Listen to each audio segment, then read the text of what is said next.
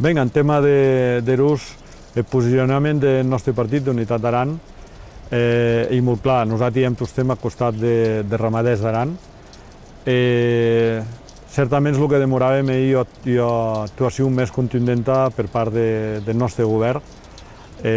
Tot el que entenem era la oposició, ja que som firmants des de l'any 2015 del projecte Pirus Life, del qual el anem associat, però que no vol dir més que per part seva no han pogut fer res més que amassades, també els departaments dispariats de la Generalitat, però que no ens han aportat cap de solució.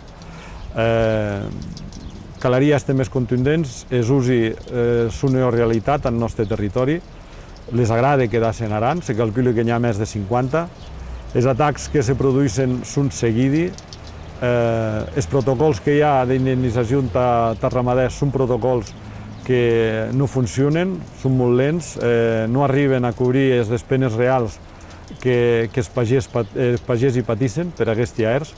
Per tant, cregui que nosaltres, una de les primeres causes que ens agradaria poder arribar a la fórmula que els ramaders hagin escrivaments d'aquestes indemnitzacions de manera més ràpida, se puguen quantificar millor i, evidentment, la retirada completa dels usos del nostre territori.